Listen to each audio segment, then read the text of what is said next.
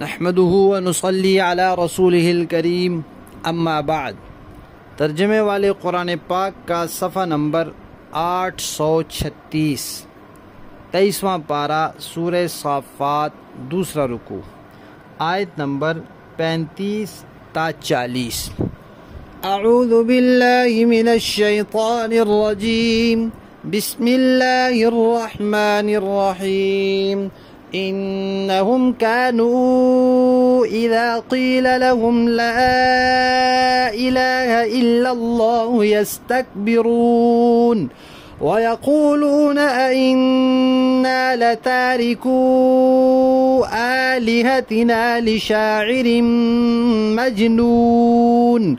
بل جاء بالحق وصدق المرسلین انکم لذائق العذاب العلیم وما تجزون الا ما کنتم تعملون الا عباد اللہ المخلصین۔ صدق اللہ العظیم۔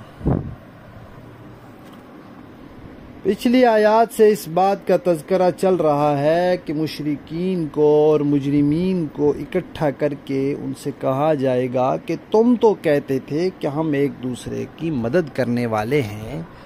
آج کیوں نہیں مدد کر رہے؟ تو وہ بجائے ایک دوسرے کی مدد کرنے کے ایک دوسرے کے ساتھ سوال جواب، لڑائی جھگڑا کریں گے، گفتگو کریں گے اور ایک دوسرے کو تانے دیں گے کہ تم مجرم ہو، تم ہمیں پھنسانے والے تھے یا تم خود اس میں پھنسنے والے تھے۔ پھر آخر میں وہ یہ بھی کہیں گے کہ بھئی اب تو جو ہو چکا ہم سب کو سزا ملنی ہی ملنی ہے۔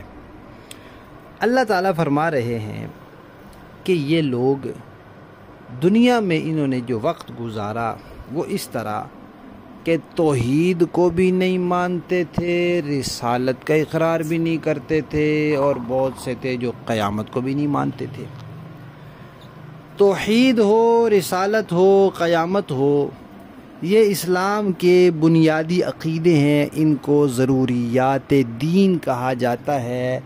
مسلمان ہونے کے لیے، دین کے دائرے میں آنے کے لیے، اسلام کے دائرے میں داخل ہونے کے لیے ان سب عقیدوں کا جاننا اور ماننا ضروری ہے۔ ان کے جانے اور مانے بغیر کوئی شخص اسلام کے دائرے میں داخل نہیں ہو سکتا۔ بہت سے ضروریات دین، توحید ہے، رسالت ہے، قیامت ہے، فرشتے ہیں اور تقدیر ہے اور آسمانی کتابیں ہیں اور ختم نبوت ہے اور حضرت عیسیٰ علیہ السلام کا آسمان پر زندہ ہونا ہے اور قیامت سے پہلے آنا ہے۔ اس طرح بہت سی باتیں ہیں، تو یہ بھی انہی میں شامل ہے۔ اللہ تعالیٰ فرما رہے ہیں کہ جب ان سے کہا جاتا تھا لا الہ الا اللہ کہو تو یہ تکبر کرتے تھے، یعنی دل میں ان کے آ بھی جاتا تھا کہ یہ سچ کہہ رہے ہیں کہ یہ بت ہمیں کوئی نفع نہیں دے سکتے، کسی نقصان سے بچا نہیں سکتے، یہ بول نہیں سکتے، دیکھ نہیں سکتے، سن نہیں سکتے، اپنا دفاع نہیں کر سکتے، لیکن اس کے باوجود تکبر کی وجہ سے وہ توحید کے عقیدے کو قبول نہیں کرتے تھے، جانتے تھے مانتے نہیں تھے۔ دوسری بات، جب ان سے کہا جاتا تھا، رسول کہتے تھے کہ ہم اللہ کے بھیجے ہوئے رسول ہیں، تو وہ کیا کہتے تھے؟ ان کی رسالت کا انکار کرتے تھے، ان کا مذاق اڑاتے تھے اور ان کے کلام کی مؤثر ہونے کو شاعری سے تعبیر کرتے تھے کہ یہ تو شاعر ہے جو جملے جوڑتے ہیں اس لیے لوگوں کو اچھا لگتا ہے، تو یہ شاعر ہے، اور نعوذ باللہ شاعر بھی نہیں، نادان اور بے وقوف پاگل شاعر ہے۔ شاعروں کی الٹی سیدھی باتیں مشہور ہیں، شاعر تو جو بات آئی منہ میں دماغ میں کہہ دیتے ہیں۔ تو پھر وہ مشرکین کہتے تھے کہ کیا ہم ان نعوذ باللہ مجنون شاعروں کی وجہ سے اپنے خداؤں کو چھوڑ دیں؟ اللہ تعالیٰ فرماتے ہیں کتنی ناانصافی کی بات ہے کہ پیغمبر جو سچائی لے کر آتا ہے اللہ تعالیٰ کی طرف سے، اور اس کائنات میں انسانوں کی گفتگو میں اس سے بڑی سچائی کوئی نہیں جو پیغمبروں کی گفتگو میں ہے، ایسے پیغمبر کے بارے میں یہ کہتے ہیں کہ یہ شاعر ہیں، یہ مجنون شاعر ہیں۔ کیا دنیا میں جتنے انبیاء آئے سارے شاعر تھے؟ سارے نعوذ باللہ مجنون تھے؟ تو اپنی ایک ضد اور ہٹ درمی کو بچانے کے لیے پیغمبروں پر انہوں نے یہ الزام دھر دیا اور ان کو نعوذ باللہ شاعر اور مجنون اور کیا سے کیا کہہ دیا۔ اللہ نے فرمایا کہ یہ تمہارے جرم اتنے بڑے ہیں کہ ان کی معافی کبھی بھی نہیں مل سکتی۔ کوئی ایک عقیدہ کفر والا ہو گیا، کبھی بھی معافی نہیں مل سکتی۔ انکم لذائق العذاب العلیم، تم ضرور چکھو گے دردناک عذاب، ایسا عذاب جو درد دے گا، جو تکلیف دے گا، جو الم پہنچائے گا۔ اور ہاں یہ یاد رکھنا، یہ تمہارے اوپر کوئی ظلم نہیں ہے، یہ کوئی زیادتی نہیں ہے، یہ بدلہ اسی چیز کا ہے جو تم نے دنیا میں کیا تھا۔ جنہوں نے دنیا میں صحیح عقیدے اپنائے، صحیح عمل کیے، وہ ہمارے چنے ہوئے بندے شمار ہو گئے،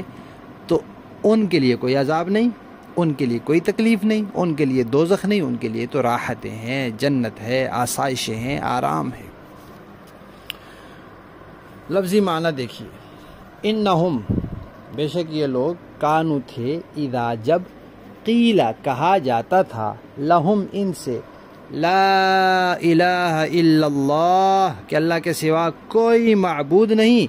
یستکبرون، تو اکڑ جاتے تھے، تکبر کرتے تھے، اپنے آپ کو بڑا سمجھتے تھے، ویقولون، اور کہتے تھے، اِنَّا، کیا ہم، لَتَارِکُو، چھوڑ دیں،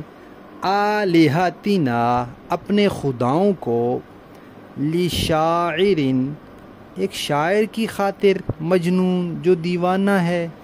بل، اللہ فرماتے ہیں نہیں، بلکہ جاء، وہ لائے تھے،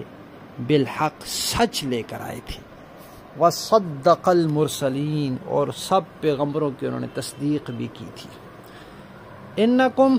بے شک تم لوگ، لذائق، چکھنے والے ہو، العذاب العلیم، دردناک عذاب، وما، اور نہیں، تجزونا، تمہیں بدلہ دیا جائے گا، جزا دی جائے گی، نہیں جزا دی جائے گی، الا، مگر، ما، اسی چیز کی، جو کنتم تعملون، جو تم کرتے تھے، جو عمل تم کرتے تھے انہی اعمال کی سزا ملے گی، تم لوگوں کو تو سزا ملے گی، الا، مگر، عباد اللہ، اللہ کے بندے، المخلصین، جو خاص ہیں، جو چنے ہوئے ہیں، وہ مستثنیٰ ہیں۔ انہوں نے اپنا عقیدہ نہیں بگاڑا، انہوں نے توحید کا انکار نہیں کیا، رسالت کا نہیں کیا، ختم نبوت کا نہیں کیا، انہوں نے صحابہ کرام کی عظمت کا انکار نہیں کیا، انہوں نے کوئی دین کا عقیدہ،